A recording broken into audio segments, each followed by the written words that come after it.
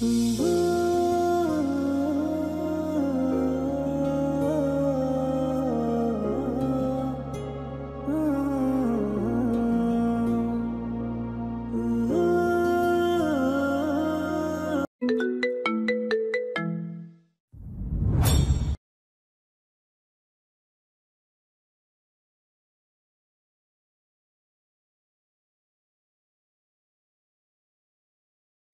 বন্ধু যখন ওকে সামলাতে ব্যস্ত তখনই এয়ারপোর্টের ভেতর থেকে বেগুনি রঙের লং ফরক পরিহিতা হৃদিতাকে অশ্রুসিক্ত নয়নে গুটি গুটি পায়ে এবং ভয়ার্ত চাহনিতে লাগেজ নিয়ে এগিয়ে আসতে দেখল তারা।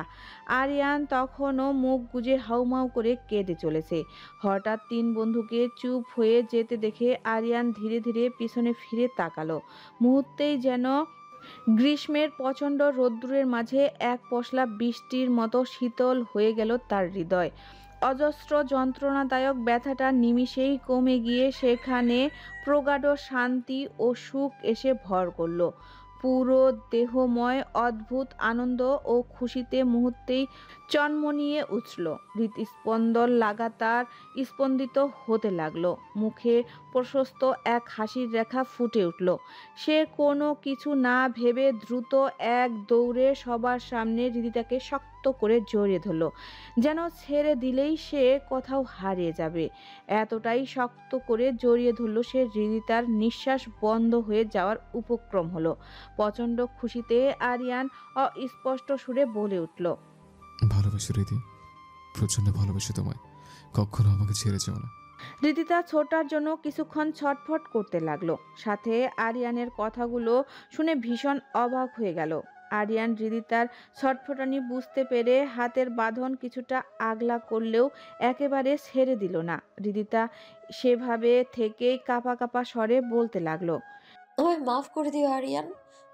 তোমার ভালোবাসার কসম পেয়েও আমি তোমায় ছেড়ে চলে যেতে পারিনি। বারবার মনে হচ্ছিল সেই কসম তুমি মন থেকে দাওনি। আর যে কসম দূরত্ব সৃষ্টি করে, ভালো থাকার বদলে দুটি মনে যন্ত্রণার আবহ সৃষ্টি করে, যে কসম মন থেকে দেয়া হয়নি সেই কসম রাখার প্রয়োজন বোধ করিনি আমি। এর জন্য তুমি আমার যে শাস্তি দেবে আমি মাথা পেতে নিব। শুধু আমাকে নিজের থেকে দূর করো না আরিয়ান। সে কথাটায় একরাশ আকুতি ঝরে পড়ল হৃদিতার। আরিয়ান হৃদিতাকে ছেড়ে দিয়ে কপালে ভালোবাসার পরশ এঁকে দিয়ে কোমল কণ্ঠে বলল, এবার তুমি চাইলে তোমাকে আমার থেকে আর দূরে যেতে দিব না। এ প্রথম নিজের জন্য কাউকে এতটা তীব্রভাবে চাচ্ছি আমি। সেটা যদি স্বার্থপরতা হয় তাও আমি সেই স্বার্থপরতা করতে প্রস্তুত।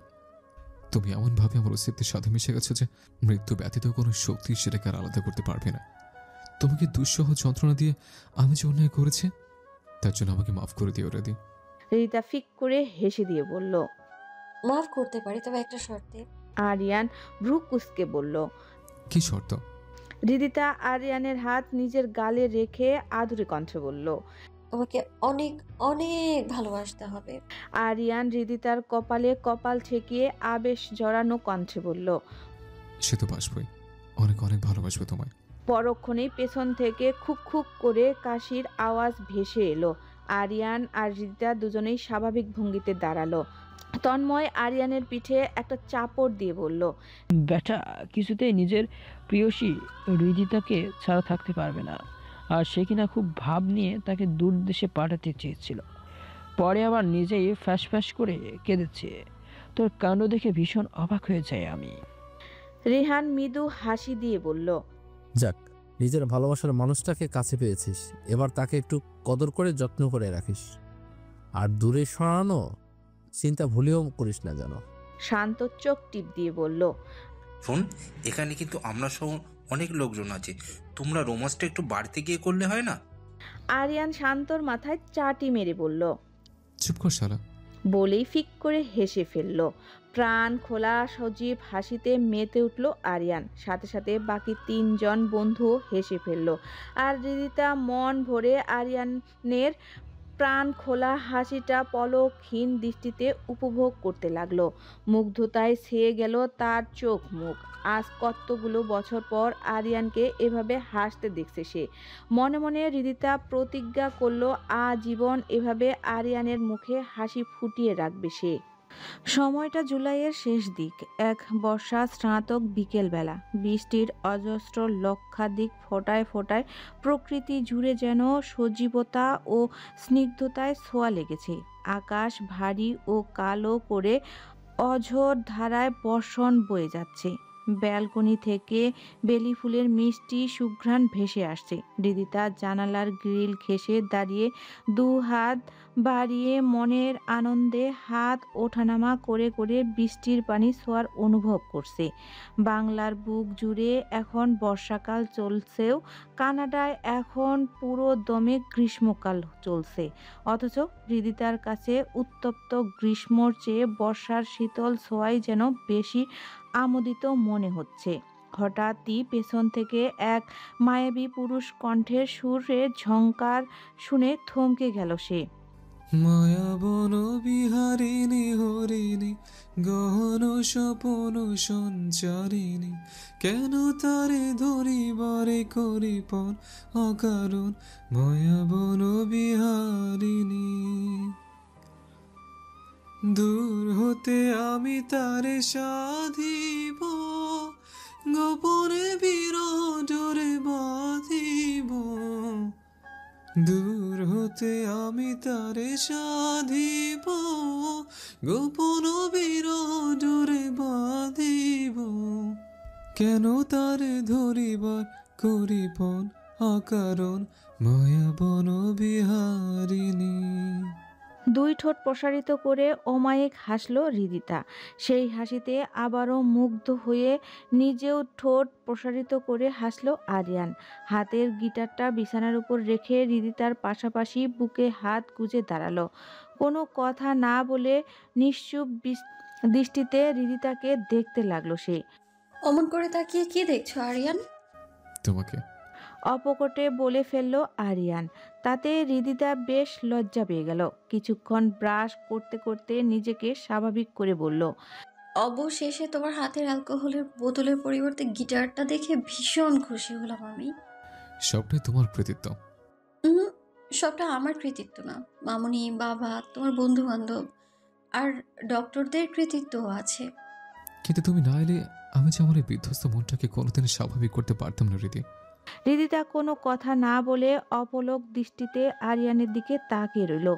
আরিয়ান কিছুটা এগিয়ে এসে হৃদিতার বৃষ্টি স্নাতক ভেজা হাত দুটি ধরে আকুল কণ্ঠে বলতে লাগলো, জীবনে কোনোদিন কোনো মেয়েকে আমার মনে জায়গা দেব এমন চিন্তা ভাবনা কল্পনা করিনি। কত শত মেয়েকে যে ইগনোর করেছে তার হিসেব নেই। কারো অনুভূতিকে কখনো বুঝতে চায়নি। বাজেভাবে অনেকের মন ভেঙেছে। রাইসের মতো উগ্র স্বভাবের মেয়েকেও পাত্তা দিয়েনি, যার জন্য প্রতিশোধ পরায়ণ হয়ে সে আমার জীবনটাকে ধ্বংস করে দিতে চেয়েছিল। প্রায় সফলই হয়েছে বলা যায়। আমার জীবনটা পুরোপুরি বিধ্বস্ত হওয়ার আগে অবচেতন হৃদয় যে তোমাকে গভীরভাবে ভালোবেসে জড়িয়ে নিয়েছিল। দেরিতে হলে আমি সেটা উপলব্ধি করতে পেরেছিলাম, কিন্তু সেদিন আমি তোমাকে কাছে পাইনি। তোমার আগমনটা আমার জীবনে দেরিতে হলেও তোমার সেই প্রথম স্পর্শ পাওয়ার পর তোমাকে দেখে আমার অবুঝ হৃদয় মানতে বাধ্য হলো। এই আরিয়ান গভীরভাবে কারো মায়ায় আবদ্ধ হয়েছে, কাউকে হৃদয়ের অন্তঃস্থল থেকে গভীরভাবে ভালোবেসে ফেলেছে। যে আমি মেয়েদের ভালোবাসার ঠুনকো মনে করতাম, সে আমাকে তুমি চোখে আঙুল দিয়ে দেখিয়ে দিয়েছ মেয়েরা কাউকে কতটা তীব্রভাবে ভালোবাসতে পারে। তোমাকে শত চেয়েও আমার মন থেকে এক পলকের জন্য সরাতে পারিনি। মুখে হাজারবার অস্বীকার করলেও এই অবোধ হৃদয় তোমাকে সে ছোট্টকাল থেকে গভীরভাবে ভালোবেসেছে। এখন সে ভালোবাসা এতটাই তীব্র হয়েছে যে কোনো কিছুর বিনিময়ে তোমাকে নিজের থেকে কখনো আলাদা করতে পারবো না আমি। কিন্তু একটাই বাধা, আমাকে কুরে কুরে খায়। আমার জন্য জীবনে তোমাকে পরবর্তীতে যেন অবসেস করতে না হয়, পরে যেন এটা মনে না হয় মাঝপথে এসে আমার হাতটা তোমার ছেড়ে দেওয়া উচিত। কথাটা সম্পূর্ণ হওয়ার আগে হৃদিতার ডান হাত দিয়ে আরিয়ানের মুখ চেপে ধরল। তার চোখে মুখে ভর করল এক রাশ ব্যাকুলতা এবং উদ্বিগ্নতা। সে আরিয়ানের মুখের কাছে মুখ এনে চোখে চোখ রেখে স্নিগ্ধ কণ্ঠে বলতে লাগলো, তোমাকে যদি আমার এই হৃদয়টা বের করে দেখাতে পারতাম, তোমাকে আমি ঠিক কতখানি চাই, কতখানি ভালোবাসি, তাহলে তোমার মনে এই সংশয়গুলো কোনোদিনও এসে উপস্থিত হতো না। যে আমি তোমাকে ছোটবেলা থেকে নিজের একান্ত আপনজন ভেবে এসেছি, তোমার বিরহে বছরের পর বছর ক্লান্ত শ্রান্ত হৃদয়ে অপেক্ষার প্রহর গুনেছি, সে আমি তোমাকে এতটা কষ্টে ফিরে পেয়ে কেন পরবর্তী জীবনে আফসোস করব বলো? কেন মাঝপথে তোমার হাতটা ছেড়ে দেব? শোনো আরিয়ান, তোমার হৃদয় প্রাণ থাকতে তোমাকে কোনো দিনও এক মুহূর্তের জন্যও ছেড়ে যাবে না। আর রইল তোমার ব্যর্থ জীবনের কথা, তুমি আবার ঘুরে দাঁড়াবে, আবারও সেই আগের মতো স্বাভাবিক জীবন শুরু করবে। তুমি তোমার পড়াশোনা, গান গাওয়া সবই তুমি নতুন করে শুরু করবে। আর আমারও আমার জীবন নিয়ে কোনো আফসোস থাকবে না, কারণ আমি আমার লক্ষ্য, আমার স্বপ্ন এগুলো মাঝপথে ফেলে রাখবো না, সেগুলো অবশ্যই পূরণ করব। কিন্তু সবটা তোমাকে সাথে নিয়ে। আর যারা তোমার সাথে অন্যায় করেছে একদিন না একদিন তারা তাদের শাস্তি পাবেই। এজন্য তুমি নিজেকে পিছিয়ে রাখতে পারো না। আর যদি একা চলতে ভরসা না পাও, তোমার হৃদির হাতটা সবসময় তুমি শক্ত করে ধরে রাখতে পারো। বলেই রিদিতা আরিয়ানের হাত দুটো নিজের দু হাতের মুঠোয় পুরে নিল। আরিয়ান রিদিতার দৃঢ় ও আশ্বস্ত চোখ জোড়ার দিকে অপলক দৃষ্টিতে তাকিয়ে রইল। এরপর নিজের প্যান্টের পকেট থেকে একটা বেলি ফুলের গাজরা বের করলো। রিদিতাকে পেছনে ঘুরিয়ে সেটা রিদিতার ঢেউ খেলানো বাদামি চুলে পরিয়ে দিতে দিতে বলল, মনে আছে ছোটবেলায় ঠিক এভাবেই তোমাকে বেলি ফুল দিয়ে মালা আর গাছরা বানিয়ে দিতাম, তুমি সেগুলো পেয়ে কত আনন্দিত হতে। রিদিতা মিষ্টি করে একটা হাসি দিল। হ্যাঁ, মনে আছে সবটা, কেন মনে থাকবে না? তোমার প্রত্যেকটা স্মৃতি আমার খুব ভালো করেই মনে আছে। যদি সুযোগ থাকতো পুনরায় অতীতে ফিরে যাওয়ার, তাহলে আমি আবার সেখানে তোমাকে নিয়ে ফিরে যেতাম। আমাদের বর্তমান আর ভবিষ্যৎটা অতীতের মতোই সুন্দর হোক হৃদয়, কোনো ভয়ঙ্কর কারো ছায়া যেন আর সেখানে হানা দিতে না পারে। রিদিতা আত্মপ্রত্যয়ী কণ্ঠে বলল, পারবে না? যতদিন আমাদের দুজনের হাত একে অপরের হাতে শক্তভাবে জড়িয়ে আছে, ততদিন পর্যন্ত কেউ আমাদের আলাদা করতে পারবে না। আরিয়ান রিদিতার চুলগুলোতে মৃদু চুমু খেল। হঠাৎ তার মন এক অকল্পনীয় ভাবনা ভেবে বসল। তার রিদিতাকে বউ সাজলে কেমন লাগবে? আরও মোহনীয়, আরও সুন্দরী, আরও আকর্ষণীয় লাগবে। সেই দিন কি আরিয়ানের হার্টবিট মিস করে যাবে? হঠাৎ নিজের ভাবনায় নিজেই হেসে ফেলল আরিয়ান। সে কত দূর পর্যন্ত ভেবে ফেলেছে। কি ভাবছো আরিয়ান? কিছু না, শুধু ভাবছি তোমাকে আমার বসে আছে দেখতে কেমন লাগবে। কথাটা শুনে রিদিতার দুই হাতে মুখ ঢেকে ফেলল। লজ্জায় তার ফর্সা মুখ আরক্তিম হয়ে গেছে। আরিয়ান দুই হাতে সেটা খুলে তার প্রেয়সীর লজ্জামাখা আরক্তিম মুখটা উপভোগ করতে লাগলো। ছোট একটা শ্বাস ফেলে বলল, দোয়া করে সেদিনটা যেন খুব তাড়াতাড়ি আসে। রিদিতা চোখ খুলে বলল, তোমার জন্য আমার কিছু উপহার আছে। কি উপহার? রিদিতার রুমের আলমারি থেকে একটা বক্স বের করলো। সেটা আরিয়ানের সামনে নিয়ে এসে খুলতে লাগলো।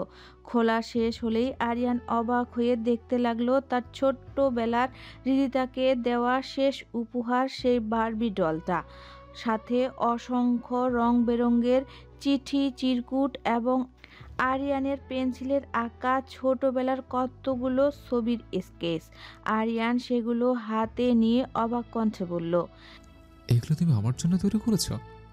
আর আমার তো ববি ডলটা এখনো নিজের কাছে যত্ন করে রেখেছ? রিদিতা মৃদু হেসে মাথা নাড়িয়ে সম্মতি জানালো। এতগুলো বছর শুধু তোমাকে অনুভব করেই এগুলো আমি তৈরি করেছি। হৃদয়ের সমস্ত আবেগ, সমস্ত ভালোবাসা সবটা উজাড় করে দিয়ে লেখা প্রত্যেকটা বাক্য। আর তোমাকে, তোমার ছবি আঁকা, খুব বেশি দামি না হলেও এগুলো আমার কাছে অমূল্য সম্পদ। এগুলো আমার কাছে কতটা মূল্যবান তোমাকে বলে পৌঁছাতে পারবো না। পৃথিবীর সমস্ত ঐশ্বর্য এক পাশে, আর তোমার আমাকে নিয়ে তৈরি করা এই উপহারগুলো অন্য পাশে। দুটো তুলনা করলে তোমার আবেগ আর ভালোবাসাগুলো যেন ভারী হবে। আমার কাছে এগুলো অমূল্য ঐশ্বর্যের সম্পদ। আরিয়ান প্রচণ্ড ইমোশনাল হয়ে অশ্রুসিক্ত নয়নে রিদিতা তার প্রতি লিখিত সকল অনুভূতির চিহ্ন, তাকে নিয়ে আঁকা স্কেচ, বহু পুরনো অথচ সে সযত্নে রাখা বারবি ডলটা যত্ন করে দেখতে লাগলো। সেগুলোতে গভীর আবেগী স্পর্শ এঁকে দিতে লাগলো। কখনো আমি তোমার পাশে না থাকলে আমার এই চিহ্নগুলো তোমাকে আমার উপস্থিতি অনুভব করাবে। এই জিনিসগুলো মাঝে আমার স্পর্শ লুকিয়ে আছে। এগুলোতে স্পর্শ করে তুমি আমাকে স্পর্শ করার অনুভূতি পাবে। তোমাকে আমি কখনো কোথাও যেতে দেব না রীতি। আমিও তোমায় ছেড়ে কোথাও কোনো দিনও যাব না। কিন্তু সময়ের প্রয়োজনে যদি আমাদের মধ্যে সাময়িক দূরত্ব সৃষ্টি হয়, তাহলে এগুলো তোমার কাছে আমার চিহ্ন হিসেবে রয়ে যাবে। আরিয়ান আর কিছু না ভেবেই হৃদিতাকে শক্ত করে জড়িয়ে ধরল। যদি পারত তাহলে তার প্রাণ পাখিটাকে বক্ষপিণ্ডের সাথে জীবনের জন্য সযত্নে আগলে রেখে দিত। হৃদিতাও আরিয়ানকে শক্ত করে জড়িয়ে ধরে রইল। এই বুকটাতে সে প্রচুর শান্তি অনুভব করে। পৃথিবীর সমস্ত সুখ ও শান্তি যেন আরিয়ানের বুকটার মধ্যে পুঞ্জীভূত। অপরদিকে আদনান সারা দিন বিজনেসের কাজে প্রচণ্ড ব্যস্ত থেকে বাসায় ফিরল ক্লান্তভাবে। বাসায় বলতে সে এখন কানাডার রাজধানী অটোয়াতে একটা বিলাসবহুল ফ্ল্যাটে অবস্থান করছে। ইদানিং প্রচুর বিরক্ত ভাব এসে গেছে তার মধ্যে। অল্পতেই রেগে যায় আর প্রচুর চিৎকার চেঁচামেচি করে সবার সাথে। তার যেন এখন আর কোনো কিছুই ভালো লাগে না। বাধ্য হয়ে তাকে বাবার বিজনেস সামলাতে হচ্ছে। কিন্তু তার মন তো পড়ে আছে বাংলাদেশের সেই হৃদিতার কাছে। মন চায় এক্ষুনি ছুটে যেতে তার ভালোবাসার মানুষটির কাছে। কিন্তু বাবাকে তো সে কথা দিয়েছে সব কিছু সামলিয়ে তারপরই বাংলাদেশ যাবে। তাই শত ইচ্ছা থাকলেও সে ইচ্ছাগুলোকে আপাতত তার মাটি চাপা দিয়ে রাখতে হচ্ছে। স্যুটটা খুলে বিছানার উপরে ফেলে টাইটা আলগা করে বিছানায় ধপ করে বসে পড়ল সে। ম্যানেজারকে বাকি সব কাজ বুঝিয়ে দিয়ে সে এখন রেস্ট করতে এসেছে। রেস্ট বলতে এখন সে একা থাকতে চাচ্ছে। দুনিয়ার কোনো কোলাহল তার এখন ভালো লাগে না। একটু নীরব আর একাকিত্বের শান্তি খুঁজে পেতে চায়। টেবিলে থাকা হৃদিতার সোনালি ফ্রেমের বাঁধানো হাস্যোজ্জ্বল ছবিটির দিকে এক পানে তাকিয়ে রইল আদনান। অপসরীর মুগ্ধতা আর ভালো লাগা জড়িয়ে আছে তার ছবির এই মানুষটির সাথে। ছবিটি হাতে নিয়ে তাতে আলতোভাবে হাত বোলাতে লাগলো সে। যেন কত কথা, কত অভিমান আর কত অভিযোগ জমে আছে তার ছবির এই মানুষটির সাথে। কিন্তু সেই মানুষটি তো তার কোনো কথা বোঝে না।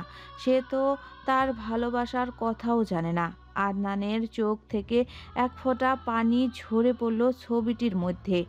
আপনা আপনি একটা দীর্ঘ নিঃশ্বাস বেরিয়ে এলো হৃদয়ের গহীন থেকে।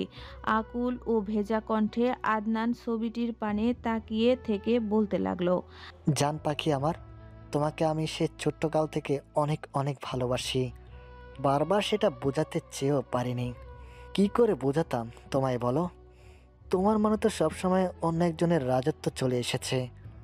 আমি চাইনি আমার ভালোবাসার কথা বলে তোমাকে আমার থেকে দূর করে দিতে। তাই তো শত কষ্ট আর অভিমান বুকে পুষে বছরের পর বছর তোমার সাথে বন্ধুর অভিনয় করে গেছি। একটা ক্ষীণ আশা ছিল যে একদিন হয়তো তুমি আমার মনের কথা বুঝবে, আমাকে ভালোবাসবে, আপন করে নেবে। কিন্তু সে সময় আদৌ আসবে কিনা আমি জানি না। আমি তোমাকে নীরবে নিভৃতে ভালোবেসে যাব, ঠিক যেমনটি 13টি বছর ধরে তোমাকে ভালোবেসে গেছি। তোমাকে আমার করে নিব একদিন। তুমি আমার জন্যই পৃথিবীতে জন্মিয়েছ। অনেক ভালোবাসি প্রিয়তমা তোমাকে, অনেক, যেটা এক আকাশ থেকেও বহু গুণ বেশি। আদনান আরও কিছুক্ষণ ছবিটির দিকে তাকিয়ে থেকে চুমু দিল ছবিতে। এরপর ছবিটা বুকে আগলে নিয়ে খাটে হেলান দিয়ে চোখ বন্ধ করে শুয়ে থাকলো। কিন্তু পৃথিবীতে সবাই যা চায় তাই পায় না। সবার ইচ্ছা কি পূর্ণতা মেলে, নাকি অপূর্ণতার আড়ালেও চেষ্টা আমাদের জন্য অন্য কিছু ভেবে রেখেছে, যেটা আমরা হয়তো সব সময়ের মতো বুঝতে পারি না।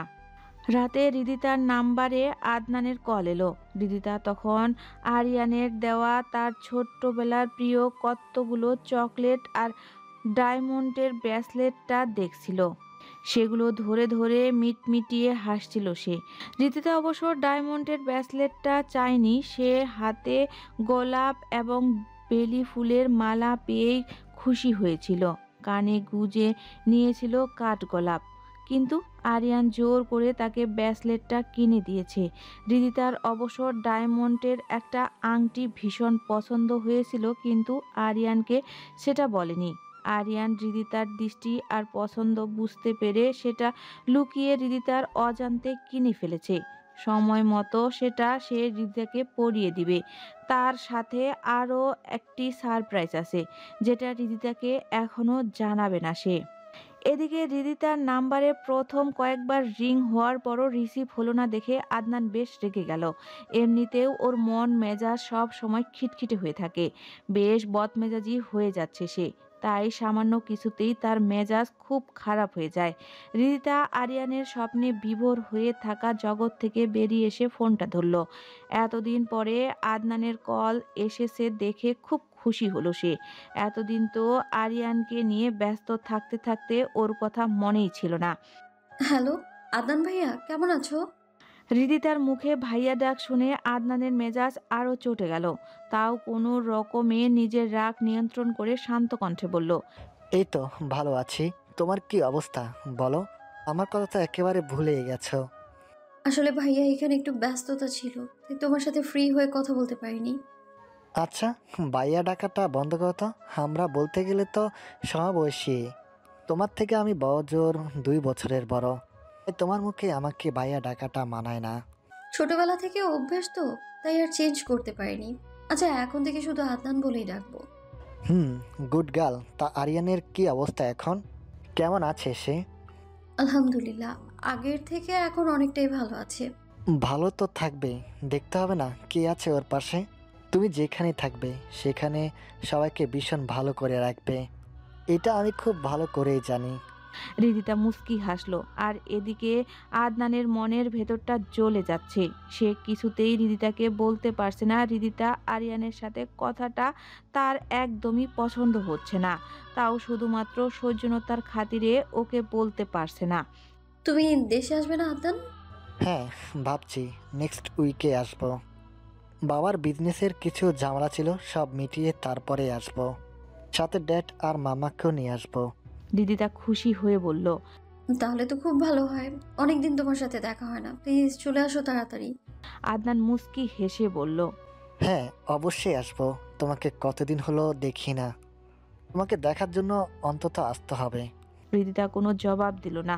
হঠাৎ করে আদনানের কথাগুলো তার কেমন যেন অন্যরকম লাগছে। কিছুক্ষণ চুপ থাকার পর আদনান বলল, একটা কথা বলবো রিদিতা? হ্যাঁ বলো না, এটা আবার জিজ্ঞেস করতে হয় নাকি? ও পাশ থেকে আবারও প্রগাঢ় নীরবতা নেমে আসলো। আদনান অনেক কষ্ট করে হলেও ভালোবাসি কথাটা মুখে আনতে পারল না। কি যেন একটা ভেতর থেকে তাকে বাধা দিচ্ছে।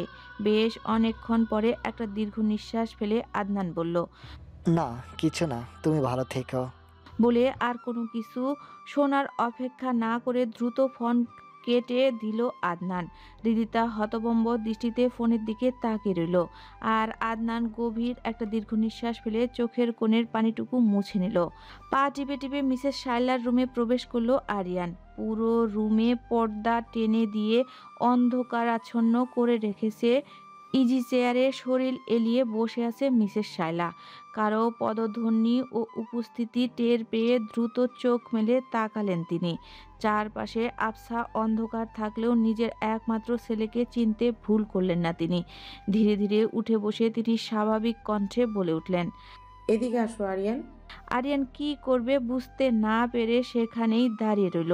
হৃদিতার কথা মতো সে মায়ের কাছে তার ব্যবহারের জন্য মাপ চাইতে এসেছে। হৃদিতা তাকে মিসেস শাইলার অবদান সম্পর্কে অনেক বুঝিয়ে বলেছে, পাশাপাশি তার প্রতি তার মান অভিমান ভুলে পুনরায় স্বাভাবিক সম্পর্ক গড়ে তুলতেও বলেছে। হৃদিতার এক প্রকার জোরাজুরিতেই সে তার মায়ের কাছে এসেছে। কি হলো, এসো বাবা। আরিয়ান গিয়ে মায়ের কাছে হাঁটু গেড়ে বসলো। মিসেস শাইলা পরম যত্নে তার মাথায় হাত বুলিয়ে দিতে লাগলেন। আরিয়ানের মনোভাব বুঝতে পেরে তিনি শান্ত কণ্ঠে বলতে লাগলেন, আমি জানি তুমি মন থেকে এখনো আমাকে ক্ষমা করতে পারোনি আরিয়ান। না করতে পারাটাই স্বাভাবিক। ছোট থেকে তোমার প্রতি কম অবহেলা করিনি। বলতে গেলে তোমার আর তোমার বাবা প্রতি এক প্রকার উদাসীন ছিলাম। দাম্পত্য জীবনে ভুল বোঝাবুঝির ফলে তোমার বাবার সাথে আমার দূরত্ব সৃষ্টি হয়। তারপর তার সাথে মৃত্যু পর্যন্ত ঝগড়াঝাটি, মান অভিমান লেগেই ছিল। তার মৃত্যুর পর সব সত্যিটা জানতে পেরে অনুশোচনা আর অপরাধবোধে আমার হৃদয় বিষিয়ে গিয়েছে। আমি এখনও নিজেকে ক্ষমা করতে পারি না। তবে একটা সত্যি কথা কি জানো, আমি যতই তোমার বাবার সাথে ঝগড়াঝাটি করতাম না কেন, কখনো মন থেকে তার থেকে আলাদা হতে চাইনি। তুমি আমাদের দুজনের মাঝে সেতু বন্ধনের মতো হয়ে আমাদের দুজনকে এক করে রেখেছিলে, কিন্তু নিজের দুঃখ কষ্টের জেরে তোমার প্রতি কখন যে চরম অন্যায় করে ফেলেছিলাম বুঝতেই পারিনি। তোমার বাবা তো আমাকে ক্ষমা না করে চিরদিনের জন্য পরপারে চলে গেলেন। এখন তুমি যদি আমাকে ক্ষমা না করো তাহলে আমার বেঁচে থাকাটাও যে বিষাক্ত হয়ে যাবে। চরম অশান্তির আগুনে মরে মৃত্যুর পরেও যে সুখ খুঁজে পাবো না। বলতে বলতে অঝরে কেঁদে উঠলেন মিসেস শায়লা। আরিয়ান সেটা দেখে নিজেকে আর স্থির রাখতে পারল না।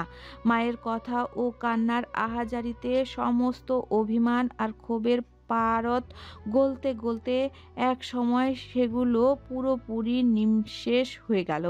সব জড়তা সংকোচকে দূরে ঠেলে দিয়ে সে আন্তরিক ভালোবাসা থেকে মিসেস শায়লাকে চিৎকার করে মা বলে জড়িয়ে ধরে হাউমাউ করে কেঁদে উঠল। মিসেস শায়লা প্রথমে অবাক হয়ে গেলেও পরবর্তীতে তার চোখ দিয়েও অঝোর ধারায় অজস্র নোনা জল গড়িয়ে পড়তে লাগলো। কেউ কাউকে শান্ত করলো না।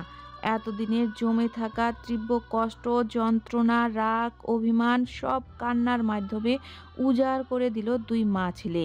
মিসেস শায়লা ছেলেকে বুকে জড়িয়ে নিয়ে এতদিনের খা খা করা মাতৃত্বের হৃদয়টাকে যেন এক নির্ভেজাল অপরিসীম শান্তির পূরণ অনুভব করলেন।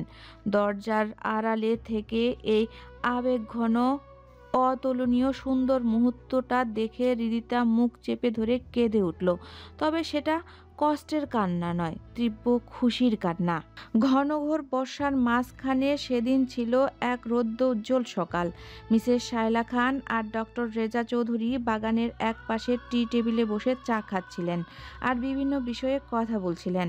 তারা এখন অনেকটাই টেনশন মুক্ত, কেননা আরিয়ান কিছুদিন যাবৎ স্বাভাবিকভাবে রেসপন্স করছে। সে এখন আর আগের মতো পাগলামি করে না, অনেকটাই শান্ত, স্বাভাবিক আর উৎফুল্ল হয়েছে। অবশ্য যতক্ষণ হৃদিতা তার আশেপাশে থাকে ততক্ষণই এমন থাকে। একটু চোখের আড়াল হলেই ও কেমন যেন অস্থির হয়ে যায়। এই প্রথম কোনো মেয়ের জন্য এতটা অফসেটেড দেখা যাচ্ছে আরিয়ানকে। মেয়েদের থেকে স্বাভাবিক দূরত্ব রাখাটাই আগের আরিয়ানের মাঝে পরিলক্ষিত হতো, এখন অবশ্য তেমনটা হয়। শুধুমাত্র হৃদিতার ক্ষেত্রেই ব্যাপারটা আলাদা। চা খেতে খেতে মিসেস শায়লা বললেন, হৃদিতা মামুনিকে কিন্তু এবার আমি আর কোথাও যেতে দেব না রেজা ভাই। আরিয়ান পুরোপুরি সুস্থ হলে ওকে ওর বউ করে এই বাড়িতে রেখে দিব। ছোটবেলা থেকেই তো আপনার আর আপার সাথে কথা বলে ওদের বিয়ে ফিক্সড করে রাখা ছিল। তাছাড়া আরিয়ান আর হৃদিতা ছোটবেলা থেকেই একে অপরকে পছন্দ করে। এখন তো স্পষ্টতই প্রকাশ পাচ্ছে ওরা দুজন দুজনকে ভীষণ ভালোবাসে। তাই ওদের দিক থেকে কোনো আপত্তি আসবে না, সেটা সম্পর্কে নিশ্চিন্ত আমি। ডক্টর রেজা চৌধুরী চায়ের কাপটা টেবিলের উপরে রেখে হাসি মুখে বললেন, সেটা তো আমিও জানি ভাবি। মনে মনে ওদের বিয়ে নিয়েও ভেবে রেখেছি। আরিয়ান সুস্থ স্বাভাবিক থাকলে আর হৃদিতা আরও আগে ফিরে আসলে তো ওদের বিয়েটা কবেই দিয়ে দিতাম, কিন্তু আমার চিন্তা হচ্ছে অন্য জায়গায়। চায়ের কাপটা টেবিলে নামিয়ে রেখে মিসেস শায়লা চিন্তিত গলায় বললেন, কি নিয়ে চিন্তা হচ্ছে রেজা ভাই? এতগুলো বছর হৃদিতা ওর খালামনের তত্ত্বাবধানে ছিল। বলতে গেলে এখন ওর অন্যতম অভিভাবক সেই। যদিও বাবা হিসেবে আমার অধিকারে প্রাধান্য থাকবে, কিন্তু হৃদিতার ব্যাপারে কোনো সিদ্ধান্ত গ্রহণের আগে তার খালামনের সাথে অবশ্যই কথা বলতে হবে। তাহলে কথা বলুন না রেজা ভাই, তার তো এই বিষয়ে কোনো আপত্তি থাকার কথা নয়। আপত্তি না থাকতে পারে, তবে কানাডায় হৃদিতার পড়াশোনা এখনও সম্পন্ন হয়নি। 2 সপ্তাহের পর আবার ওকে কানাডায় ব্যাক করতে হবে। আপনি ওকে এখনই ঘরের বউ করে এই দেশে এই বাড়িতে রাখতে পারবেন না। মিসেস শায়লাকে কিছুটা চিন্তিত দেখালো। কিছুক্ষণ ভেবে নিয়ে তিনি বললেন, তাহলে হৃদিতার খালামুনি অর্থাৎ আপনার শালিকা মিসেস আনিকা রায়হানের সাথে একবার কথা বলতে হবে। ডক্টর রেজা চৌধুরী মাথা নাড়িয়ে সম্মতি জানালেন। হৃদিতার কাঁধে ভর দিয়ে হাঁটছে আরিয়ান। গতকাল ড্রাইভিং করে বাড়ি ফেরার পথে একটা ছোটখাটো অ্যাক্সিডেন্ট হয় ওর। দোষটা অবশ্য বিপরীত পাশ থেকে আসা গাড়িটার ছিল। তবে এতে আরিয়ানের ডান পায়ে প্রচণ্ড আঘাত লাগে। হাত ভেঙে না গেলেও পাটা বাজেভাবে মচকে গেছে। ডক্টর রেজা চৌধুরী ভালো মতো ট্রিটমেন্ট করার পর দ্রুত ব্যথাও সেরে গিয়েছে। তিনি আরিয়ানকে কয়েকদিন সম্পূর্ণ বেড রেস্টে থাকার কথা বলেছিলেন, কিন্তু আরিয়ান তো সে কথা শোনার পাত্র নয়। তার জীবনে হৃদিতার আগমন ঘটার পর থেকেই সে যেন মুক্ত পাখির মতো হয়ে গেছে। সারাক্ষণ অস্থিরতা ও চঞ্চলতা ভর করে থাকে তার মধ্যে। দেহ মন সব সময় চঞ্চল আর প্রাণবন্ধ হয়ে থাকে তার। পা মচকে যাওয়ার দরুন এখনও ভালোভাবে হাঁটতে পারছে না সে, তবুও হাত পা গুটিয়ে বিছানায় বসে থাকবে না সে। তার কথা হলো, বিগত 6টা মাস ধরে সে সব সময় বিছানায় পড়েছিল, ঘরবন্দি হয়ে থেকেছিল। এখন আর সেই জীবনে সে কাটাতে চায় না। তাই হৃদিতা অতি সম্পনে এবং খুবই যত্নশীলভাবে আরিয়ানকে ধরে ধরে হাঁটিয়ে নিয়ে যাচ্ছে। আরিয়ান মৃদু হেসে বলল, বিয়ের আগে থেকে এভাবে আমাকে সামলানোর অভ্যাস করে নাও। আমাকে সামলানো কিন্তু চারটিখানি কথা নয়। তুমি দিন দিন ভারী ফাজিল হয়ে যাচ্ছ তো আরিয়ান। তোমার সামনে ফাজিল হবো না তো আর কার সামনে হবো শুনি? অন্য মেয়ের সামনে? হৃদিতার চোখ গরম করে আরিয়ানের দিকে তাকালো। আরিয়ান সেটা দেখে ফিক করে হেসে দিল। আমি ছাড়া অন্য কোনো মেয়ের দিকে চোখ দিয়েছো তো তোমার একদিন কি আমার একদিন। আরিয়ান মলায়ন হেসে বলল, এই জীবনে তুমি ব্যতীত অন্য কোনো মেয়ে এই দৃষ্টিতে এই হৃদয়ে কোনোদিন আটকায়নি, আর ভবিষ্যতে সেটা 0% সম্ভাবনা। সো এই দিক দিয়ে তুমি নিশ্চিত থাকতে পারো। হৃদিতা মুস্কি হেসে বলল, এখনো তুমি পুরোপুরি সুস্থ নও আরিয়ান, তবুও কেন যে এমন উড়নচণ্ডীর মতো ঘুরে বেড়াচ্ছ কে জানে। আমাকে দেখে তোমার অসুস্থ মনে হয়? আমি তো শারীরিক মানসিকভাবে সম্পূর্ণ সুস্থ আছে। তাই বুঝি? হৃদিতা আরিয়ানের দিক থেকে একটু সরে দাঁড়াতেই আরিয়ান আলগা হয়ে পায়ের ব্যথায় আহ করে উঠল। হৃদিতা দ্রুত তাকে ধরে ফেলে বলল, এবার বুঝতে পেরেছো তুমি কতখানি সুস্থ আছো? আরিয়ান চোখ ছোট ছোট করে বলল, তুমি আমাকে এভাবে অসুস্থ প্রমাণ করতে চাইছ?